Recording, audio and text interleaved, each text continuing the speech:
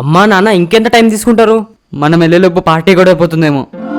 మేం రెడీరా, వెళ్దాం పద. ఏమైందిరా? మనం వెళ్ళేది సంగీత్ పార్టీకి.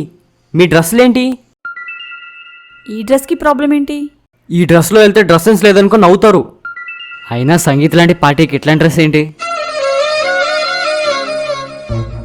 మరి సేమ్ ఇదే మీతో చెప్తుంటే ఎందుకు ఫాలో అవ్వట్లేదు? ఎలాగైతే పార్టీలకి పబ్బులకి డ్రెస్ కోడ్ పెట్టుకుంటున్నారో అలాగే గుడికెళ్ళడానికి కూడా డ్రెస్ కోడ్ ఉంటుంది. గుళ్ళకి పూజలకి వెళ్ళేటప్పుడు వెస్ట్రన్ వేర్ మాని సంప్రదాయ బట్టలు వేసుకోమని చెప్తున్నాం కదా.